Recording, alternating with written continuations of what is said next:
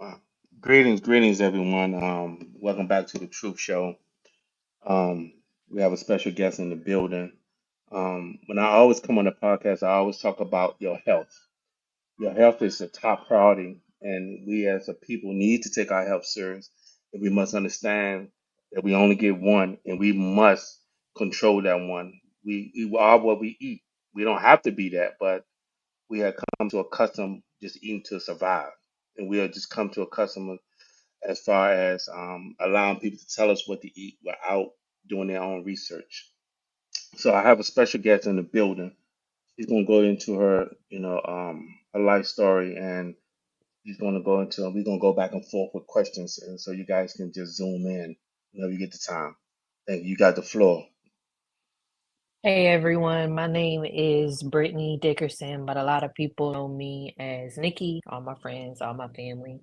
I am But a lot of located people in know me Columbia, as South Carolina, and I actually met the host through TikTok. I have been posting some videos on TikTok about my experience living with kidney failure. I currently am 37 years old and I am waiting for a kidney transplant. I have what is called polycystic kidney disease, PKD for short. And I've known about my disease since I've been 12 years old. This is a hereditary disease. I get it from my father's side of the family. Basically, what happens is cysts grow on my kidneys. And as the cysts grow on my kidneys, it basically slows down my kidney function.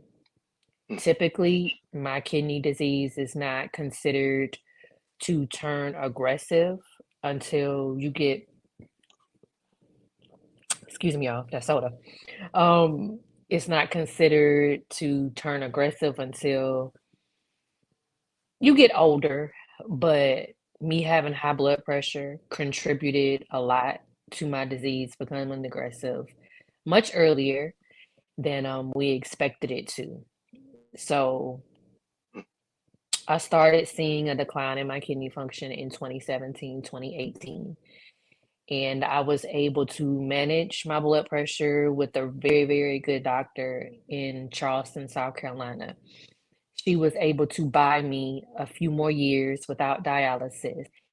And it wasn't until 2022 that me and her both collectively made the decision that it was time for me to start dialysis because I needed to start feeling better. Even though my blood pressure was being managed, my diet was being managed, I still felt horrible.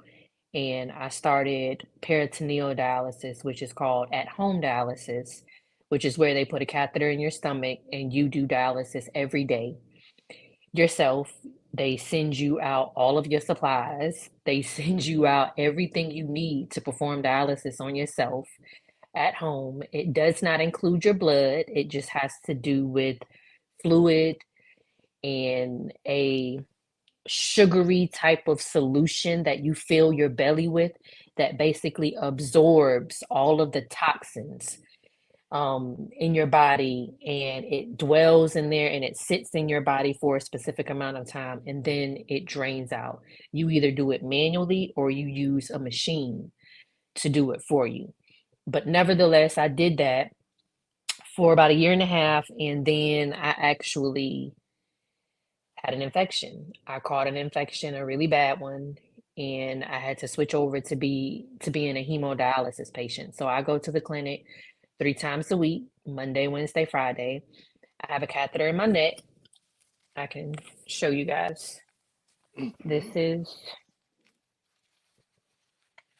this is my catheter, Wow. basically. And they use this when we go to the dialysis clinic.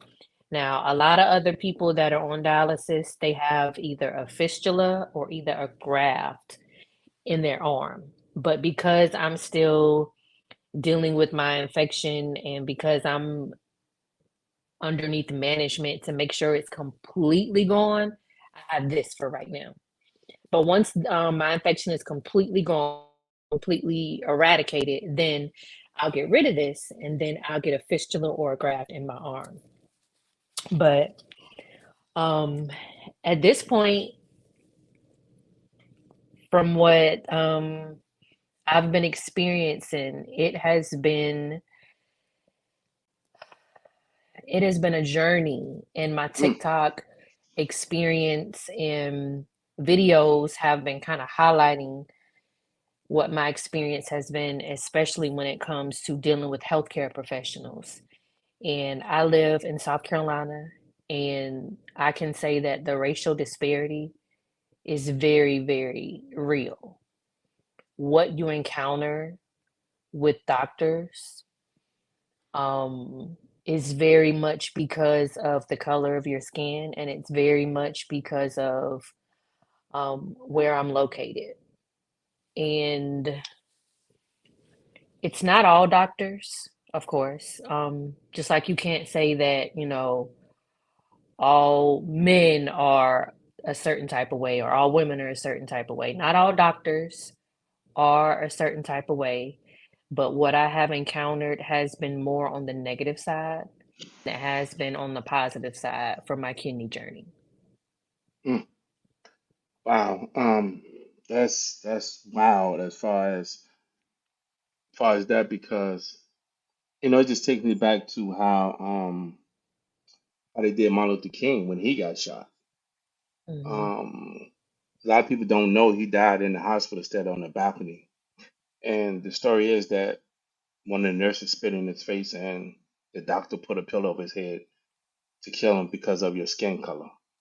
mhm. And by you growing up with this, how does it affect your personal life as far as you dating and you Mhm. interacting with other people? I mean, it's been relatively fine, honestly, for me. Even though I knew I had this disease ever since, like I said, I was 12 years old, it didn't give me any issues at all. I had two children. Now, granted, my blood pressure did play a huge factor with me being pregnant and carrying my children full term. But I had no problems, as far as dating and getting into a relationship. I never hid it from anyone that I was interested in or dating or dealing with. And, they were fine with it, of course. I was even in one of my longest relationships throughout this process. That relationship ended for different reasons that didn't have to do with my kidney disease, but I was in a 8-year relationship, that 8, 9 year relationship throughout my whole brunt of my kidneys starting to really show signs of starting to giving me trouble. I don't hide it from anyone, even when I do start dating. And right now, I'm not against dating, even now. It just hasn't been something that God has presented to me that He wants me to do right now. Hmm. Right individual has not come forward, but I'm not against it. I definitely am 100% going to disclose it because, I mean, I'm still living. I'm still like everyone else. I just happen to need a kidney. But overall, personally, it hasn't stopped me or made me feel like I'm not or shouldn't be dating. Hmm. So when you tell a guy that, what's his first reaction? Or because some guys show compassion, some guys don't. It all Mhm. depends. You can't tell everybody immediately off the in a basic conversation, because some people just don't know how to accept. Oh man, you sick, so that means if you're not educated enough, they're gonna. Oh man, a lot it's just educating yourself, and a lot of people don't want to Mm. educate themselves because it's too much work. So as you're getting older and older, did you realize, did you have blood pressure when you were young, or is this something you had when you start having your children? It definitely started once I had my first child at 17. I had no problems with my blood pressure. I became a mom at 17 years old. I had just graduated high school. And from the moment I had my son, I was put on blood pressure medicine. And I have not stopped since then. My son is about to be 20 in July. I've been on blood So, pressure medicine since then. but I know. a lot of these doctors get kickbacks from this medication, certain medication. Did you get a second opinion, or you just went along with the doctor said? Nope. I went along with whatever, because the doctor who put me on it was my OBGYN. I just went Mm-hmm. along with it. I did not get well versed, and I did not get really hip to what exactly doctors benefit from everything that they tell us until I got into this later stage of my life. I Yeah. used to be very naive and very trusting. Okay, that explains it then. Because um, I remember they were trying to tell me, but I was like, no, because I Mm, just came off a knee, my knee, whole knee just collapsed.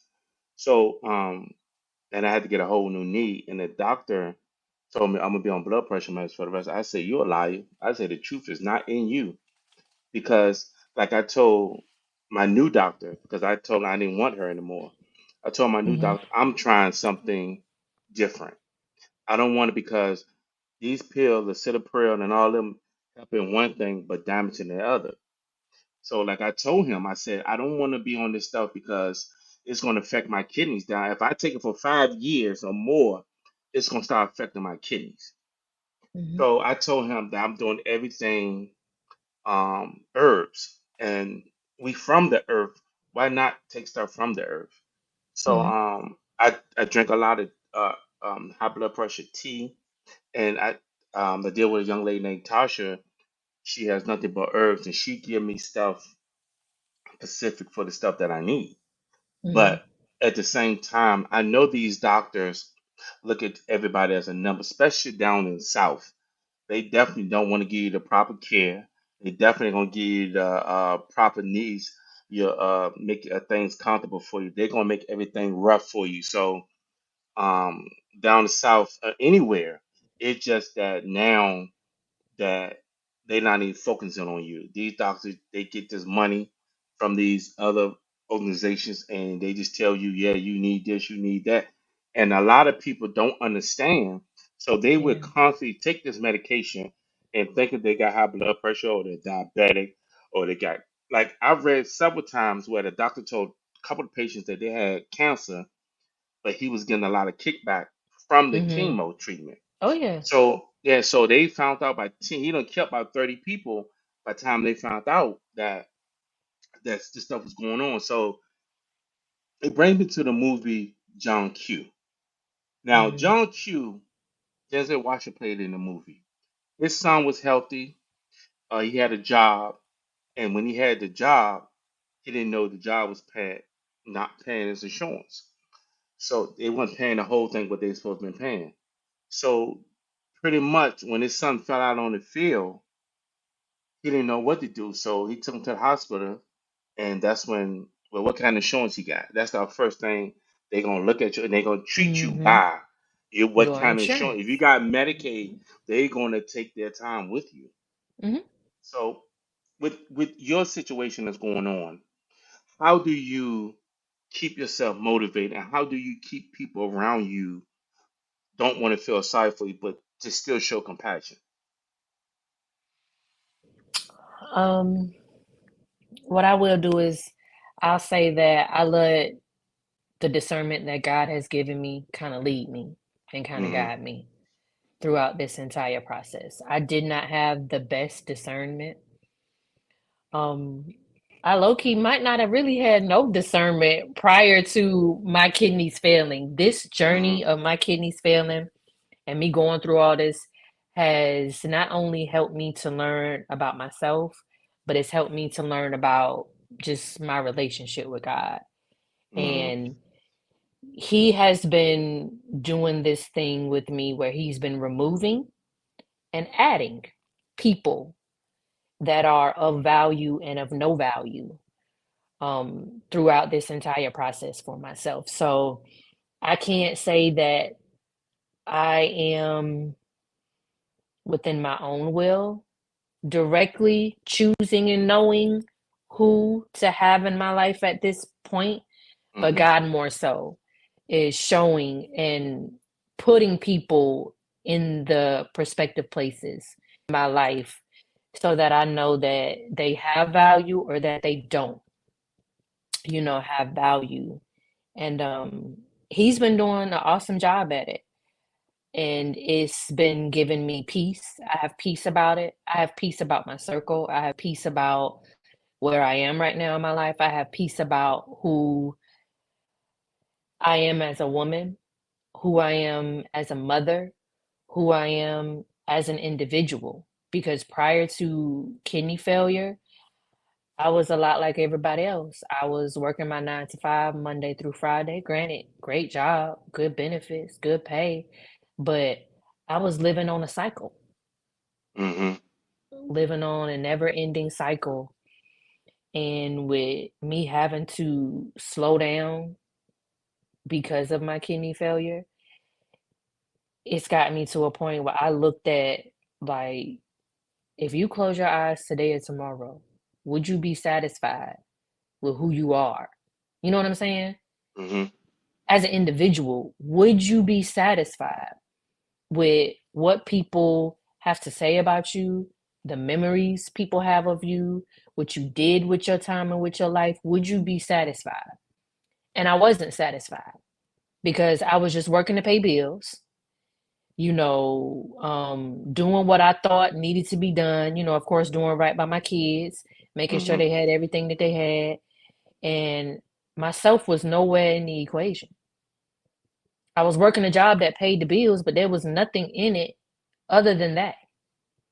Wow. And to me, when I asked myself those questions and I wasn't satisfied with the answer, I knew that this was a time for me to be transitional all over my life, not just with my health, but who I am as an individual, as a mother, as a woman. What is my purpose in life? How am I gonna answer those questions differently? Feel happy about it. I want to be able to, God forbid, when it's time for me to close my eyes, I want to feel comfortable with everything that I did, with the memories I leave people, with the thoughts that I leave with people. I want to feel like I left something with people, not just with Mm-hmm. my kids, not just with my family, but just people, period. And that's when I started just doing the work on myself. And it got me to a place where, like I said, that discernment that God has been giving me, moving me here, moving me there, doing this, doing that. It's just been me finding my groove, me finding my spot, and focusing on what I can do every single day to work towards my purpose. Because me working for some corporate 9 to 5, that ain't doing nothing for me or my purpose in life. God didn't put me here Nope. to be somebody 9 to 5er. And when I close my eyes, they post my job and they might, keyword might, send Right. some flowers. Yeah. I The mean, I company just that look I'm at it. expected to retire with, Mm-hmm. nah. Well, I'm definitely glad you're more aware because they say the older you get, wisdom should start setting in. That don't work with everybody, Hmm. but at the same time, um, what are the necessary steps you have to do to make sure that you don't catch no cold or anything to trigger any side effects? Mm. I chuckle a little bit because I mean, the best thing that I can do is just wear my mask. I know that we're back to a time where, people are getting their shots or had their COVID shots, and a lot of people are going maskless, and, that's just what it is. I have to be the opposite. I have to make sure that I wear my mask. I have to Hmm. make sure that I'm very careful with who I allow in my home. My own children, I make them mask up around me. I don't care who you is. You coming to my house, you coming to my space, you gonna mask up. So let me ask you something. So with the mask, you don't think the mask is defeating the purpose because the mask you're breathing stuff out, but you're also breathing it in because it's just recycling in the mask. So you don't think the toxins that's resurfacing, just trying to get out your body, going right back in the body? I never thought of that. But I will say, the only reason why I have such a strong connection to wearing my mask and different things like that is because My children have had my daughter has had COVID twice. My son has had Mm, COVID 3 times. wow. And all of it from school. And this was when COVID was real ramped up, real high. And if I would not have made them wear masks around me, I know for doggone sure they would have came right home, living in the same house. They would have gave it to me. So that's the only reason why I hold so strong to masks are beneficial, at least in that way, because we all were in the same house together, Mm, riding the same car together, you know what I'm saying, using the same bathroom. But if I wouldn't have made them mask up and if I wouldn't be so germophobic, like with Lysol and wipes and different things like that, I know for a fact every time they caught COVID, I would have caught COVID. wow. So my sister, she Hmm. just had a transplant. Um, and she got her as a young kid. She's 47, and she had Hmm. kidneys of an 18-year-old. He died on a motorcycle. Somebody Hmm. hit him, Hmm. and they reached out to her. They came from California, Hmm. and they reached out to her and told her they got kidneys. So they told her to meet them at the hospital. But not knowing the situation, since you say you grew up with this, right? Hmm. And so, did you know it'll come a time, or did you just thought it would go away by itself? Oh no, I knew my disease would rear its ugly head at some point, but it's just we always assume that it's as you get older in Hmm. age because it was the same way with my grandmother and my father. God rest his soul. My grandmother, her kidneys didn't give her an issue, and she didn't get transplanted till she was much, much older. All of her children were grown. She had grandchildren. It affected her much, much older. I can't say accurately how old my grandmother was, but she was definitely over the age of 50 by the time Wow. her kidneys started being aggressively showing signs of shutting down.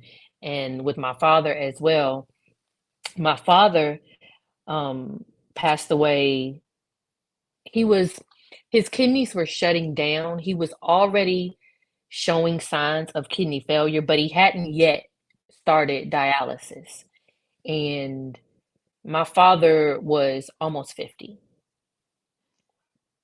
So typically, we knew that it would get to show its ugly head, but I'm only 37. But my blood pressure was out of control, and I had no clue. Mm. I suffered with horrible headaches. I mean, horrible headaches. And I was not putting two and two together that it was my blood pressure. Mm. And I went to my nephrologist. At that point, I was only going to my nephrologist yearly because my kidney function was good. It was good, Hmm. it was stable. So me and my kidney doctor had this thing where, okay, I see you once a year just to double check and make sure everything's stable because I was stable. My kidney function was in the 70s and the 60s. And by the time something clicked to me, Holy Spirit, I guess, told me to go to my nephrologist, my kidney function was already like 29%. Good Lord. Wow. My blood pressure obliterated my kidney function, Wow. obliterated it. And by the time I went to my nephrologist and we saw the dramatic change, that's when I saw a different side in him that I had never seen. This man had been my doctor for a good bit of maybe 8 or 10 years since I was young, super young, and I had full trust in him, full faith in him. We were like this. But when I went to him and we saw that change in my kidney function, a different side in him came out. What'd he do?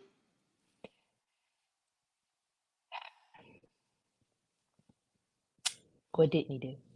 But Wow. he, we knew that my blood pressure was out of control. Once I got with him and we saw what kind of numbers I was getting from my blood pressure, we knew my blood pressure is out of freaking control. And I asked him, should we change my blood pressure medicine? At that point, I was only doing 10 or 20 milligrams of lisinopril, and I Mm-hmm. knew lisinopril went higher. He said, no, you're fine at 10 to 20. Okay. He tells me he wants me to get with the, I think it's like the clinic, or not the clinic, with the doctor's office um, coordinator or something like that. He wanted me to go through some sort of program that talked about end stage renal disease. He wanted me to go through that. And then he also referred me to the transplant team down in Charleston, South Carolina. Again, this is in Columbia, South Carolina. He wanted to refer me to the transplant team in Charleston, South Carolina. And then he also told me there's a great case study that I want you to participate in, Brittany. It would be great for you especially. I'm going to get with the young lady that runs it. I'm going to give her your information. I'm going to tell her to reach out to you.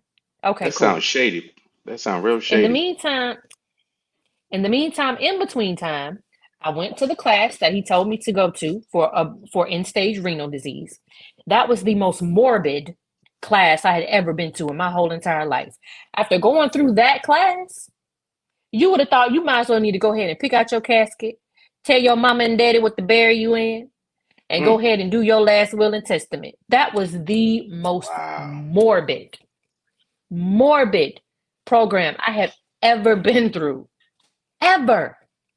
There was not one thing in that program that led me to believe that I had choices and options in life to live. Mm, mm, mm, mm. And then when they asked for my, I'm sorry, my dog, get out of here. Get your rump out of here. When, move. When, give me 1 second. I'm sorry. I know we're live. Hush your mouth. When,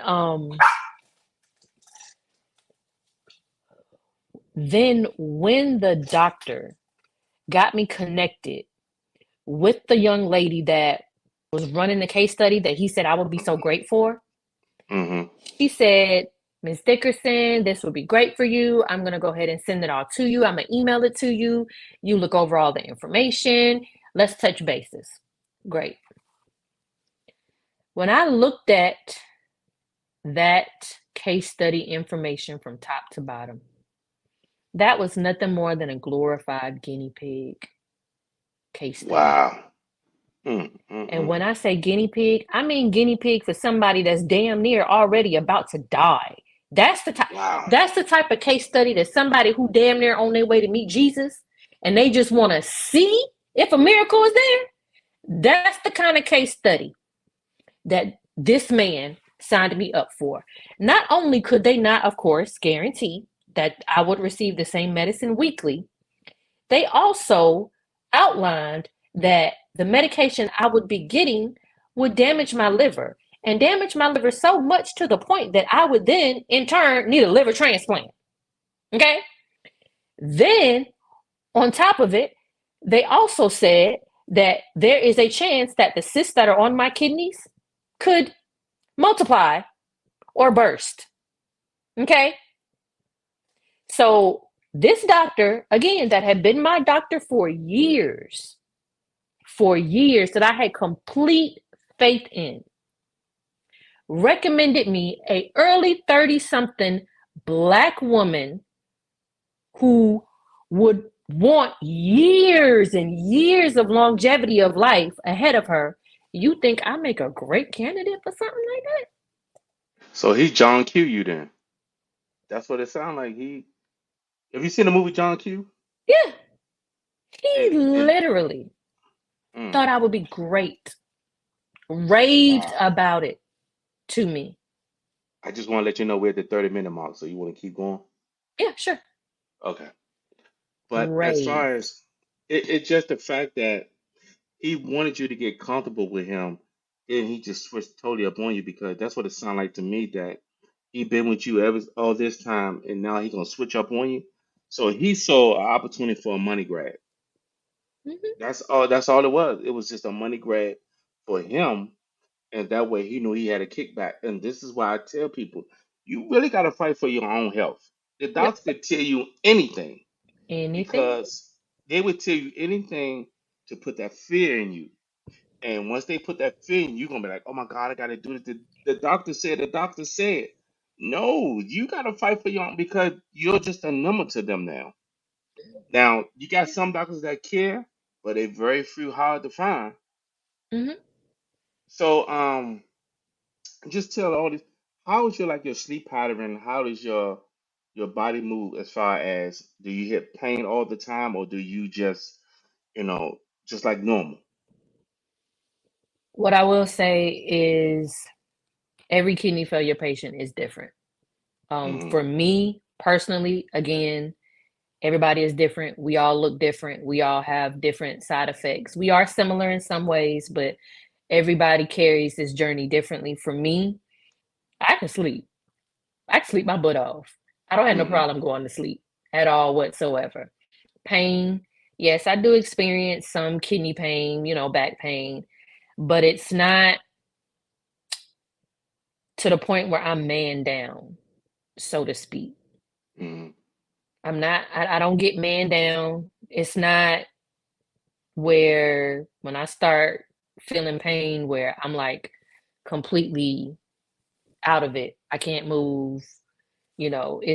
It's bearable. It's bearable where I can still keep moving and continue out my day and still keep doing what I do. But again, I'm a little different, you Okay. know, I because I've mean, talked to other people and they're totally different. They're totally opposite. They have kidney pain and they out, done for. wow.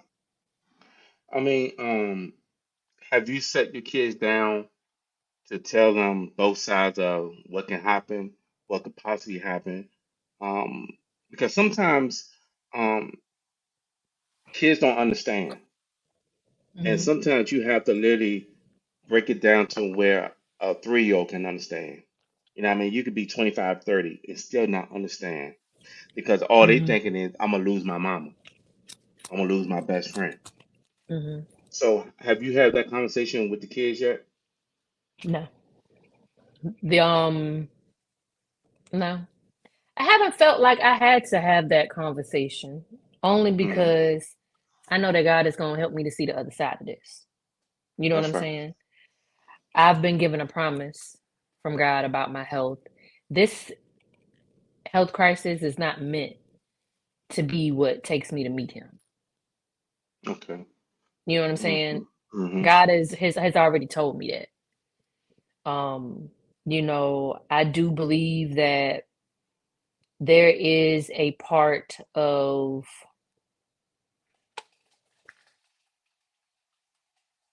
it's a part of me that has never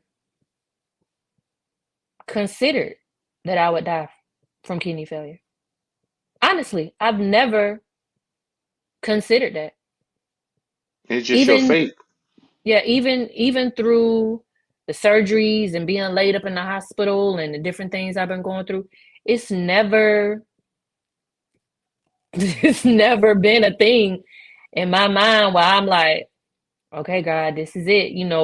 If we gon' if this is how we gonna go, it's never been that.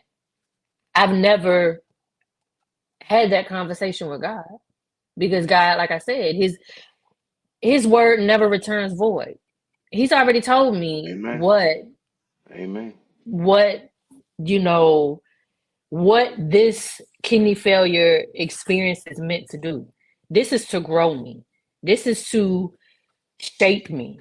This is to get me on my purposeful path.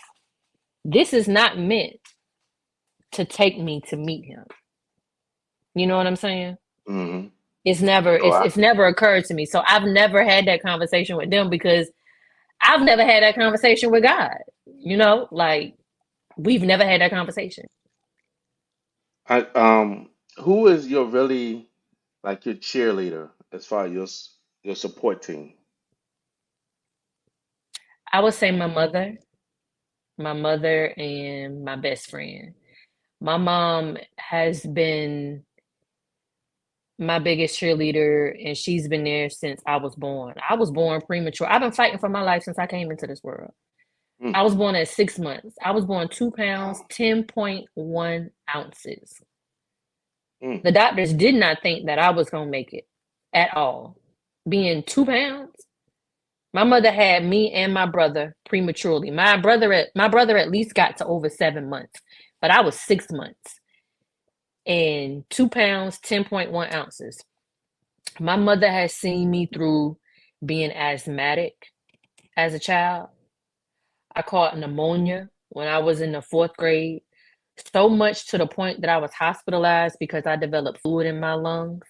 I was in the hospital for months, and then when I came home, I still had to have therapy, IV therapy at home manually for weeks on end. Mm. My mother never left my side, was always there. She saw me through being a mother at the age of 17, having my health issues with my oldest son, trying to bring him into this world. So Then was after that that, difficult? Well, before that, was that very difficult when you was having your first child? Tell me how that experience was. I carried my son daughter. I'll say that. I did carry my son to 38 weeks, and my blood pressure was out of control. I can't front, but Mm. overall, it was a good pregnancy. It was a good pregnancy. But with my daughter, my blood pressure immediately had me in and out the hospital. I would go to the doctor Wow. just for a checkup. My doctor would see my blood pressure. Oh, you might as well just go to the hospital. Wow. And they would keep me till my blood pressure come down. Then they send me home. After doing that for so long, my OB just told me, you know what? We just gonna put you in. You need to be on bed rest till you deliver.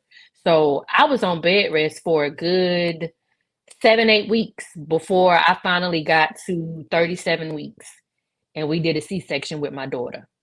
But my blood pressure was out of control. As long as I was But up that, and moving, out hmm of control.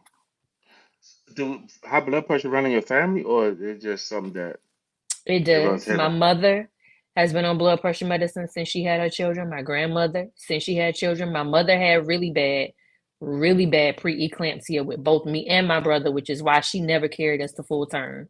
My grandmother, she had a really severe preeclampsia as well. Like the swelling, the blood pressure, like it got real. My So mom was super sick with both of her children.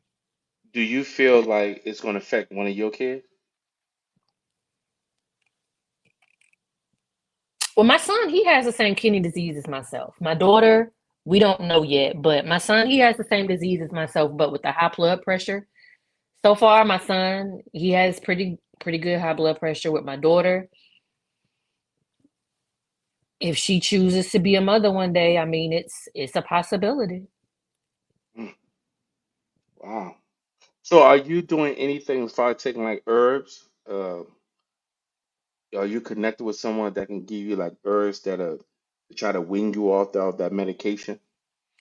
I'm not connected with anyone, and I'm gonna give you whenever, a young lady, Tasha. mm, I'm gonna give you her number, and I mhm, want you to really talk to her because my thing is that even though they told me that I'm it's in a win, but at the same mhm, time I'm doing everything as possible before I jump back on the pills. You know what I mhm, mean? Because sometimes, like I said, they get a kickback, and you don't know if they're doing it for being sincere or they just doing it for their pocket. You know what I mean? yeah, And my thing, I had a bad doctor, and she was the mhm, worst. And I had to make a complaint against her because she wasn't listening. And I'm telling her, look, if I got high blood pressure, I know where I got it from. It's not runs in the mhm, family. I know where I got it from. When my knee went out, she was not listening. If a doctor tell you mhm. something, take it with a grain of salt, but also do your homework on top of that. You know Mhm. what I mean? Because they would tell you anything. And the thing about it is because we don't have the degrees behind our back. Well, I'm more smarter than you, so I know what I'm talking about. You the dummy, I'm the smart one. But at the same time, it's like these doctors now, how can I trust you now? You know, and all this stuff going on with these doctors. And my whole thing is that I congratulate you for your faith because that's what's going to keep you is your faith. Mhm. And it seems like you got more faith than a mustard seed. You know what I mean? Oh yeah. And the thing about it is, for you even to be on here and telling your story, that's more powerful than anything because sometimes the enemy can reverse that. Oh, whoa, I'm sick. Whoa, I'm about to die. And but your faith is definitely getting you through where you need to get through because sometimes that's why I asked you who was your Mhm. support team because sometimes Yeah. if you got negative people around you, that's Mhm. gonna, you know what I'm saying, that's gonna attach Oh itself to yeah. you. And, and sometimes people would just come around just to have they can talk about you to other people. And that's why I asked you about your support team. So, with your kids, are their fathers supportive or are they around or what are they doing? My bad. Next question. um, so as far as far as you with this, this is just temporary. You know what I'm saying? I'm claiming that this Mhm. is just temporary. Yeah. But what kind of exercise do you do to get your blood pressure under check? And Wait a are minute. you doing any I exercise? just I just had Holy Spirit to convict me. Let's go back to the baby daddy question. Let's go back to the baby daddy question. You I sure? was Because yeah, I yeah, want you yeah, no, because I want you to be comfortable. You know what I mean? I yeah. don't Holy want. Spirit just convicted me in that quick little second. We gonna go back. What I will say Okay. is that my son is 19, soon to be 20. I don't have a reason to communicate with his father. Hmm. My daughter, she's 14. I will say that my daughter's father, he is considerate. He Okay. is very much considerate of the situation, and he tries to be helpful in ways that he can. Despite being a truck driver, he does try to help in whatever way that he can. He does try to be considerate. So I will say that he does. Okay. Okay. I mean, as long as you got a good support team that's keeping you Mm, encouraged, you don't need no diaper dance around you. You need up yeah. constantly uplifting. Yeah. And as far as your spiritual walk, Mm, um, what church do you attend to? Because you know sometimes these churches can be mhm, deceitful, and sometimes these churches just tell you anything. God's going to bless you. And mhm. where is your spiritual walk? Because can nobody judge your walk but God. Yeah. I don't have a church home. Um, I actually haven't had a church home for quite a while. Honestly, I attend one particular church locally sporadically, if if I feel the need to watch church or Hmm. to attend church, I will visit a local church here, but it's not my church home. I haven't joined as a member or anything like that. But I Okay. honestly don't have a church home. My faith has become what it has become through meditation, through me spending time with God, through me reading the Bible, and through dreams. I'm I'm a dreamer. I dream from the moment I close my eyes to the moment I wake up. The only time I don't dream is when I'm, a little drunk when I go to sleep.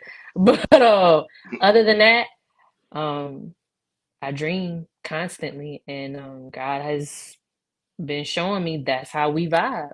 That's how we communicate. So, before, while you was in your teens, did you ever drink or smoke? Oh, definitely. Wow. Definitely. Definitely. Like, I never picked up the habit of like smoking weed or anything like that. Even though I come from a family of smokers, everybody has their vice, everybody do their own thing. But I never could get with weed smoking. That just, I guess, wasn't my thing. I smoked cigarettes for a little bit. Thank God the habit never really stuck. Um, and I love a good drink. I love a good margarita.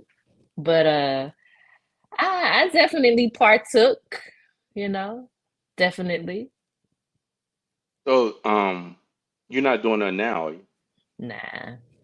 Even if I wanted to, they do drug test you monthly for kidney transplant. Whenever you get your monthly labs done, they do run a Mhm. drug test on you. So not that, that's keeping me from doing it, but I'm just nah, I don't drink, I don't smoke.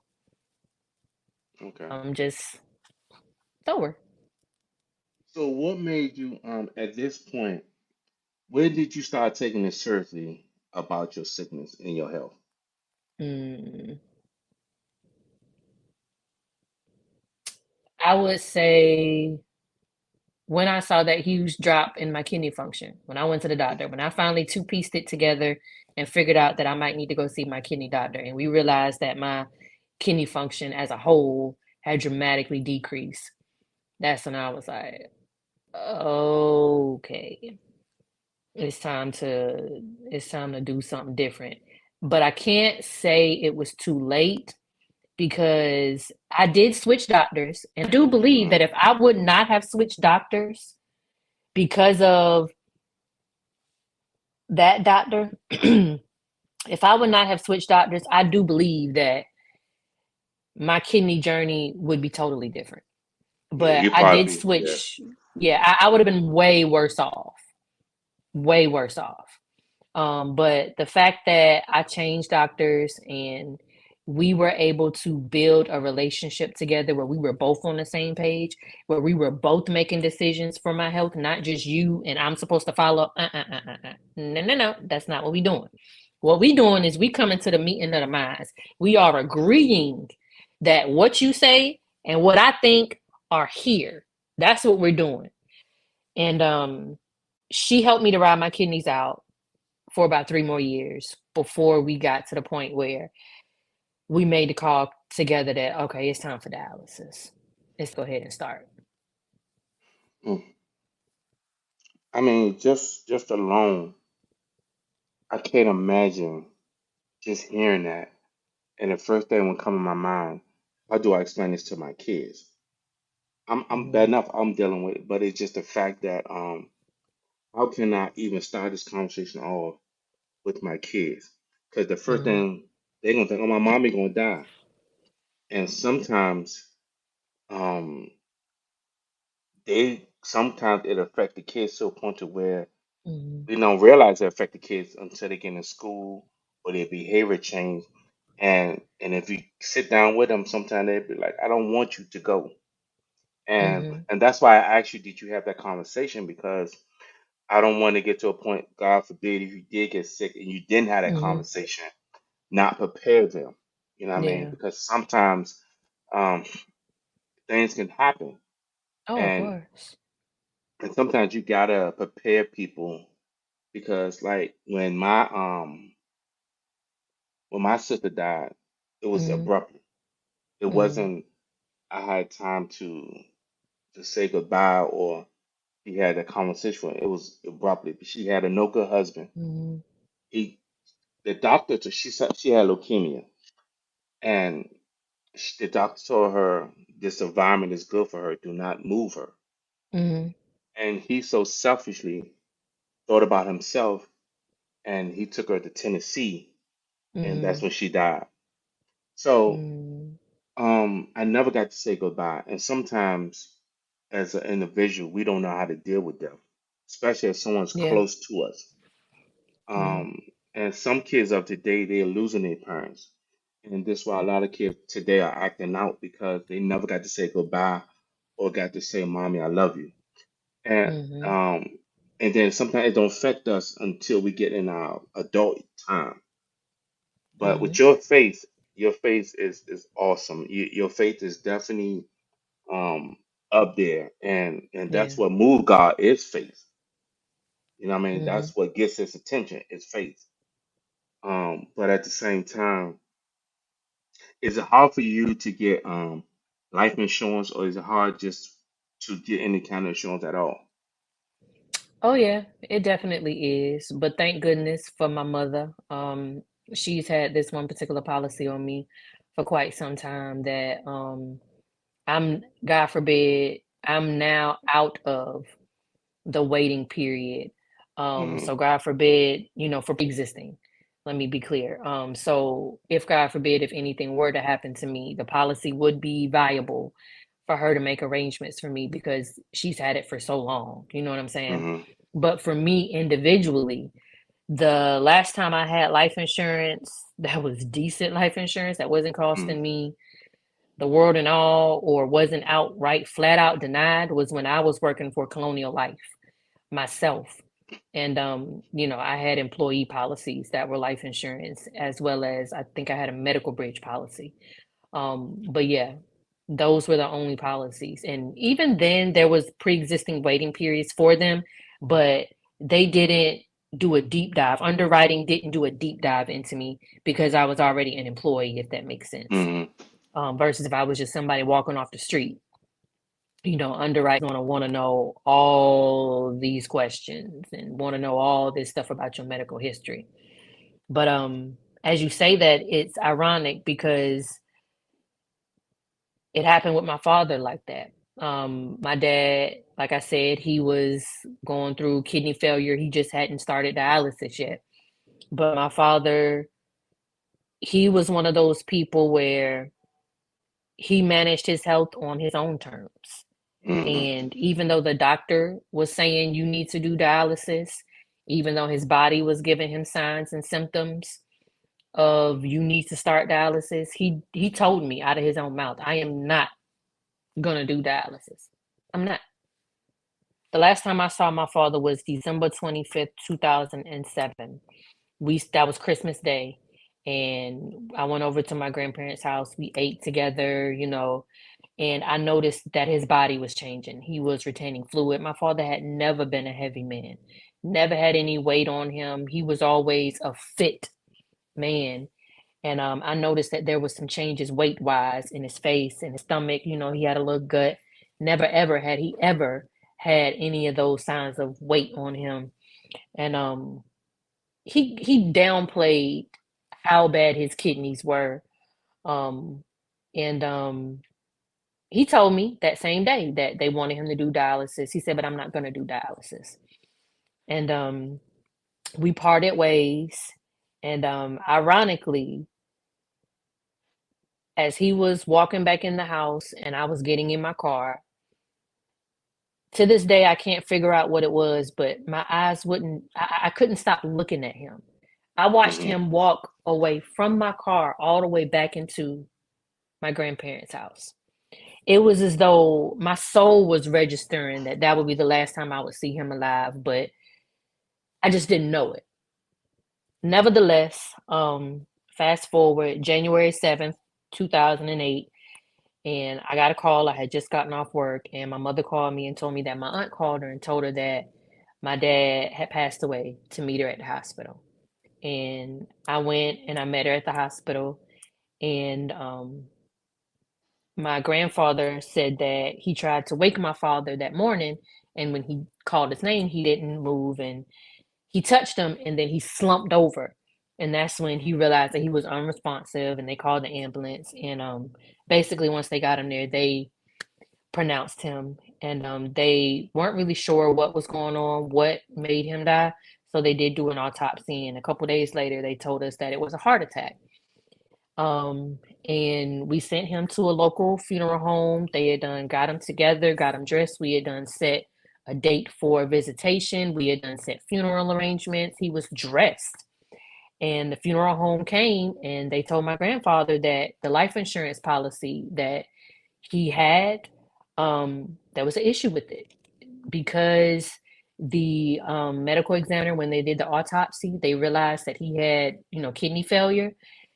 That then played a factor with the life insurance policy because they weren't going to pay what they initially were going to pay because they were saying that he died from a pre-existing condition. Wow. So the medical examiner put on his death death certificate, the kidney failure, the heart attack, But he whatever the didn't have to put that medical. on there though. He didn't Yeah, have to put yeah. that on there though. No, he didn't. But, I think they call a heart attack a cardiac infarction or something like that. I forgot what the Yeah, medical term because is. that fluid get Yeah. around that heart, and that can cause a heart attack too. But do you think sometimes when people have illness, do you think they get tired? Oh, of course. They get tired of fighting. They're like, man, you know what? Of I'm done with course. this. Of course. Your attitude definitely plays a part in what path I think, and this is just my own personal belief. I Hmm. think that your attitude has everything to do with whether or not God picks you right then and there. Hmm. Your attitude, you know what I'm saying? Um, because my father told me he was not doing dialysis. So at that point, do you think Why? he just gave up? Yeah, why would you say that? He found, I believe, and this is just my opinion, that his soul knew Mm. Yeah, God give you that, warning when He ready to take you. He gives you a know what I'm warning. saying? Yeah. I do believe that his soul, him and God had already made a or had a conversation with each other, Hmm. and that's why he was adamant that I ain't doing no dialysis. Now your body's Yeah. telling you you need it. The doctors are telling you you need it, but you telling me I ain't doing it.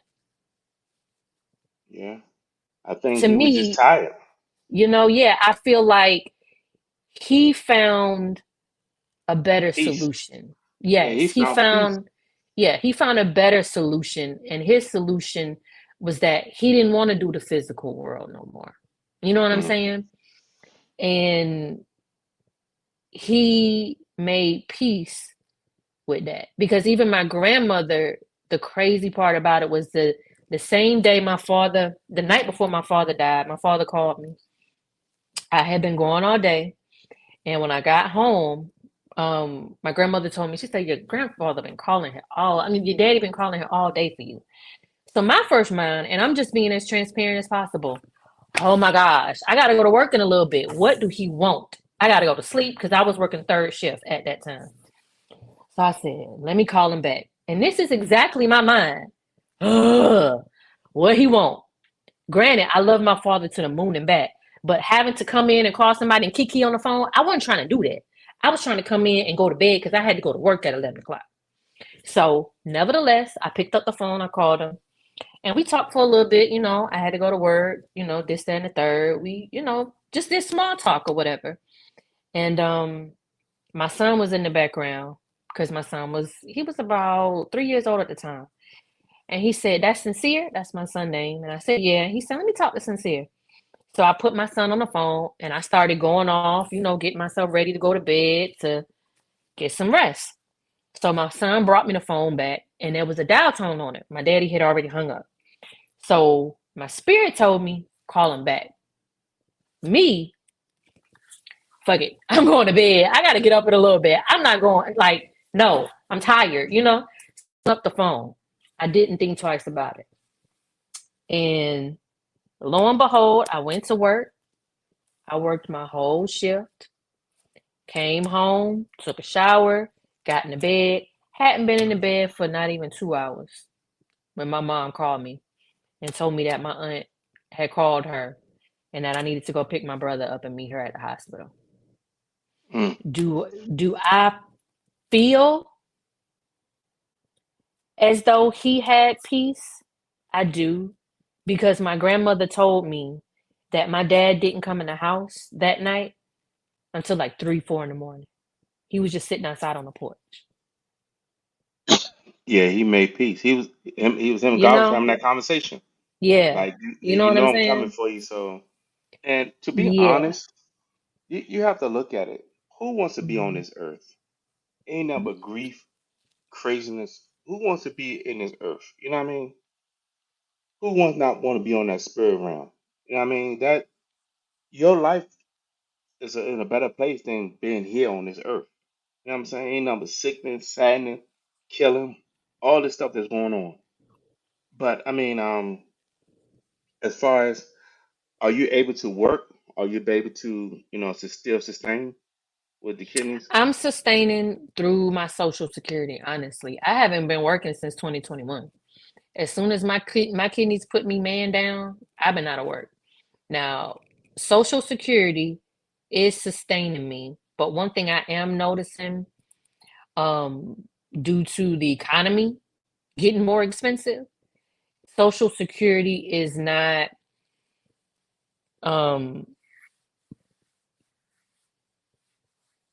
it's not what I think it should be. Hmm. I do get a benefit for myself and for my daughter, and before my Okay. son turned 18, I did get a benefit for him as well. But you know, social security was more financially freeing when I first got it versus now. Now I need all my coins. You know what So I'm do saying? you Because get the economy is much more it's changing. expensive. Yeah. Do Yeah, you yeah. get food stamps? No. They say I bring home too much with Social Security, so I don't get any food stamps. And you know what? I miss I miss the the cutoff amount by like Mm. $62. I bring home like 62 more dollars than the maximum that I'm allowed to make for a two-person household. Wow. Yeah, Wow. so no, I'm not able to get food stamps. I would That's love to crazy. get some food stamps. Love to. I've applied, got to be over 8, 10 times. Any slightest thing change in my household or with my bills, I'm running to try to see if I can still, can I get it this time? Can I get it this time? And nope.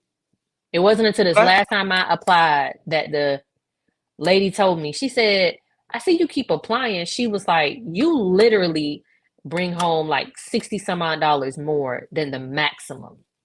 That's why you keep getting denied. I'm trying to figure, you got a 14-year-old daughter. Mhm. Nope, Wow. nope. Wow, that's crazy. They make sure you don't get rich off Social Security or disability. But if I had a buttload, if I had like 3, 4 more kids, or even 2 more kids, oh heck yeah, they probably They would give give it it to to me. you. They Yeah, they give you give it to about me. $1,200 a month. Yeah. If I had a house full of kids, I know for sure I would be getting food stamps. That's crazy. You see how Hmm. backwards the government is? Hmm.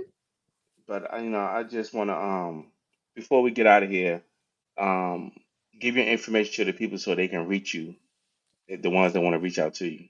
Sure, sure, sure. I actually am looking for a living kidney donor. So I am registered with the University of Augusta. So a living kidney donor, we do not have to be the same blood type at all. Even though I'm O positive, you don't have to be O positive. But I'm looking for a living kidney donor. Anyone who has it in their heart or God has laid it in their spirit to possibly try to be able to give me a kidney or try to be able to see if it's a possibility could actually go through. Let me pull it up here. I got it ready. But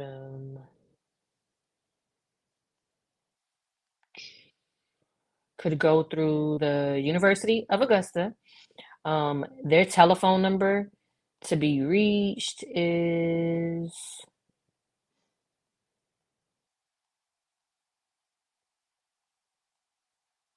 Once again, I definitely thank you seven. for coming on the podcast.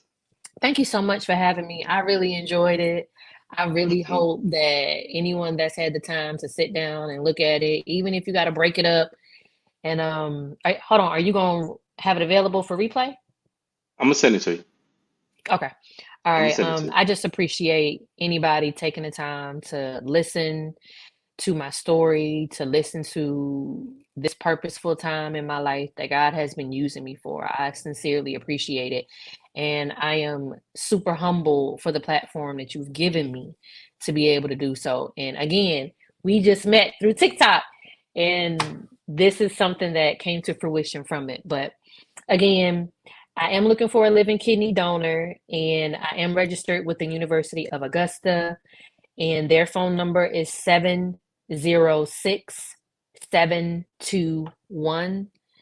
706-721-3773. You can follow me on TikTok. My TikTok is Brittany D37.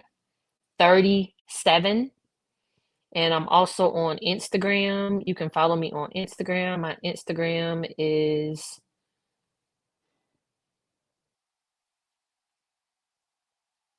Kidney for Brittany. I would sincerely welcome and appreciate anyone that gives feedback. I love interacting with everybody on TikTok, on Instagram. This has been something new for me, and I've been embracing it. And again, to you, I thank you so much for extending your platform and Oh, that's all good. for giving me this spot to be able to do it. And I hope that God will bless you tremendously for what you have done for me, because he's been in the business of blessing. And I humbly just say thank you.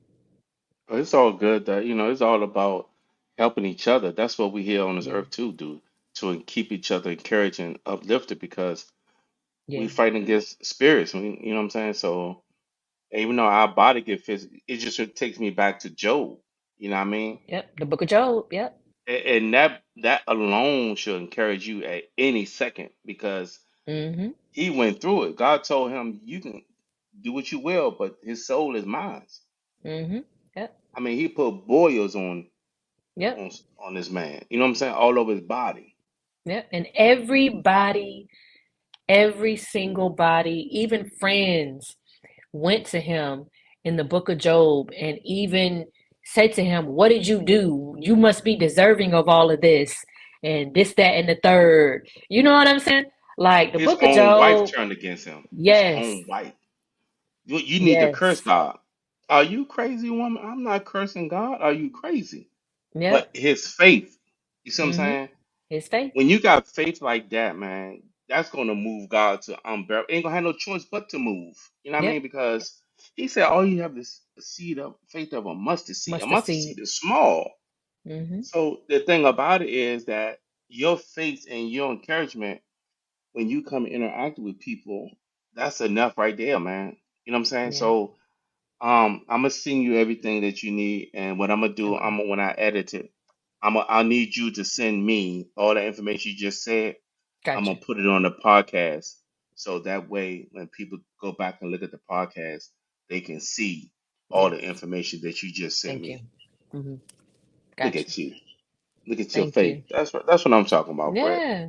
Yeah. That's what I'm And the talking next about. time I come back, I'm gonna come back after I've been transplanted.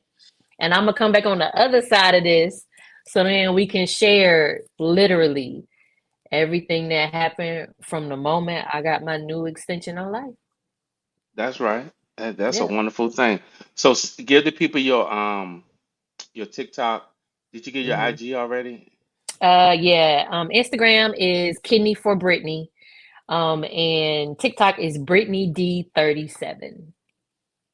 Gotcha. Hope you guys hear that, and we thank Okay. y'all for listening, and we appreciate you, everybody, and Yes, peace be. sincerely.